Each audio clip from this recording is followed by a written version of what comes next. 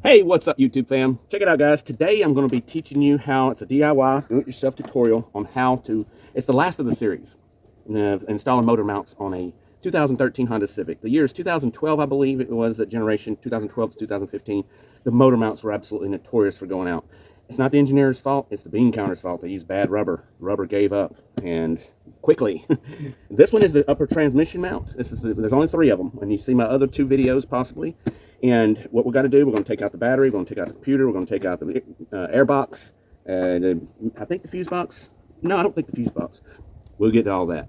We're going to take out everything we got to get to that motor mount, transmission mount. It is right there. Let's get started. Okay, first thing you want to do is wait for the stinking cars to go by so you can hear me. Taking a 10mm ratchet wrench makes the job easy. Removing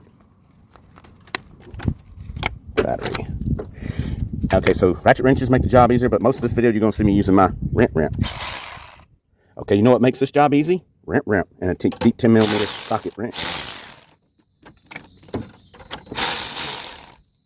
That should be loose enough to be able to undo the clamps down there. Yeah, don't have to take it all the way off. Okay, 2 things I cannot illustrate enough, and one of those is if you lay the battery down, don't lay it on the ground directly. Put it on wood. I cannot emphasize this enough. If you want a dead as FUC battery, then lay it on the ground. Something about the ground pulls energy out of the battery. And second, you know how an operating table, they're working on a patient in a certain area? Well, they got this other stuff set up with their tools. Do that. Have something that you can lay your tools in. You don't have to look for your tools. Everything goes in here. You can find it. It makes it most efficient, and this is where our work area is. This is what we're going to be working on, so everything can go right in here. We don't have to look at any of the rest of this. Also, safety third.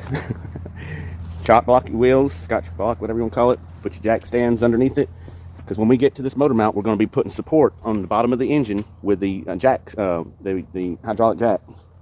And we want to make sure that everything is properly secure. Okay, next step is we're going to get all this out of the way. Start taking this apart and taking it loose from right here. Focus. You son of a... Yeah, take this loose. Take this out. And maybe one in the back there. This just pulls right out, just like that. Nothing clamps it in place. It goes to there, to there. Ah, my help's here. You get to meet our new help, Jake. One of the best mechanics I know. And we're going to probably take this loose here. Okay, and there's one right back here in the back. Take it loose also, and that'll come up, and we'll disconnect that and disconnect this connection for the sensor right back here. Yeah, that'll come up. Well, hey, Jake, say hello to YouTube world. Hello, YouTube. And these come out. Okay, we're thinking an 8mm on this guy. Go ahead and get him off. Wait a minute, Jake, that's not an 8mm, is it? Maybe a 1/4 inch, maybe standard. He's gonna do the finger test. A screwdriver would do that very well. Okay, what do we got here, Jake? This came from the what? The finger test. Okay, we got it. Slide outside, it won't come off the ends. There's no fasteners visible from the inside. Pulled the filter out, and it's due for replacement. And we're trying to figure out what's holding it in the back. We're going to figure that out, and we're going to get back to it. It's obvious now. Oh, yeah. Okay, we figured out what it is. There's a spud in the back, and it holds this rubber grommet. You just got to pull it up over that, and be careful so you don't want to tear anything, and then disconnect your air temperature sensor right there. Wow, there's your mount right there, guys. So let's get our computer ECM out of the way, and I'll tell you what you need for that as well. Okay, the next step is a 10mm and get your ECM off right here. There's 3 bolts right here. There's 1 in the back. And like Jake said, the engineer of the box designed a great box. He just didn't know where they were going to put it. And where I wish they had put it. Yeah. So get back in here and you can get this one off. I'm going to use an extension on that back one. Jake says, what is it about the engineers that you have respect for them? I have a great deal of respect for Japanese engineers, but they have to suffer just like we do with accountants. Yes. Almost all bad designs can be followed back to the $ somewhere. Somewhere, them bean counter's going to bite you. Okay. All right. You have to push down on the release. It's kind of sticky. Yeah. It is not fun or easy, but does move, and There it goes. once you get it to release, you pull the bail back, and that pushes the connector Do off. the rest for all the rest of them. There's 3 of them total. They're just sticky, guys. You're gonna have to work with it. This will release the ECM. And don't drop your ECM. Yeah.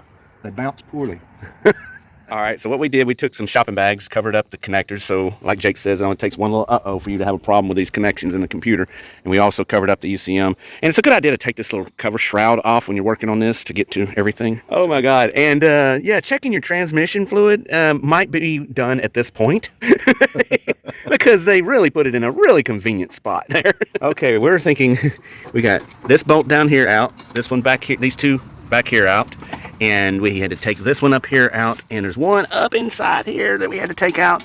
It's back in there. You can see the bracket right there. I should have used the camera for that, Jake. There it is right there.